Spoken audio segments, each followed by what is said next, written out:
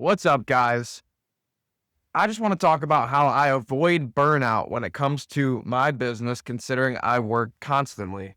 And the way that I do it is I take one day off per week, which is usually a Saturday, and I 100% do not focus on the work at all.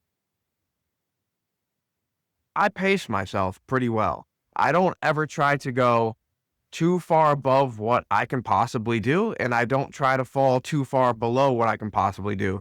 I just try to stick to a pace when it comes to making cold calls, running freight that is within my wheelhouse, and then every now and again, I will push it to a maximum. So if I run 10 to 12 loads on a daily average, I will have one day in a week or one day in a month where I push it to 20 loads, or I'll have one day in a month where I push it to 30 loads. And that way I just get a feel for what it's like to take that next step and to take that next step. And then I'll probably cycle somewhere back to 15 to 18 loads per day. And that's how I've maintained energy levels all throughout because it's a very stressful business, especially if you have a day like I have had today on this Monday that has just happened to me. And you walk in from your weekend where everything is taken care of, everything is handled prior to the weekend ever coming along. And then you step in and all of a sudden you've had three drivers who have an engine regen, and you have another one who has suffered a breakdown in a spot that's 40 miles away from where he's supposed to be, but they don't think that he's going to make it by a certain time to actually make pickup for you. So they just fall off of it first thing in the morning.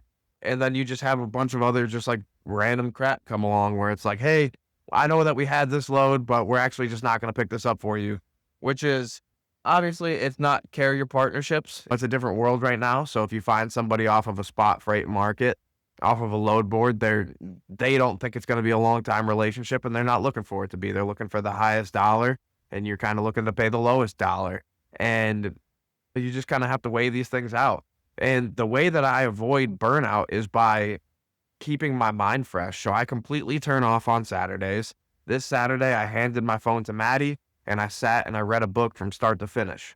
That was how I turned off, and it refreshed me. I sit outside. I spend a lot of time outside in the sun.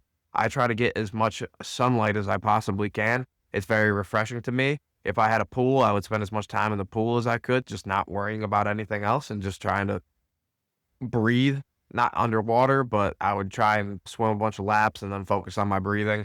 And I would just do anything that doesn't distract me, but it frees my mind of the work. But that's how I avoid burnout. I avoid burnout because I love this. I can spend all day, every day thinking about work and actually doing the work and executing the work that I put into place for the strategy. And I actually have to limit myself on how much work that I allow myself to do, because if I don't, I would just work all of the time. And not that there's any problems with that. It's just not exactly what I want to do. But for the most part, the ways that I avoid burnout are planning ahead and getting things taken care of before they're actually meant to happen. So proper strategy. And then secondly is completely detaching one day per week where I just don't focus on work at all, and I just allow myself to be refreshed, and then I can come back to the work with new eyeballs. That's how I avoid burnout.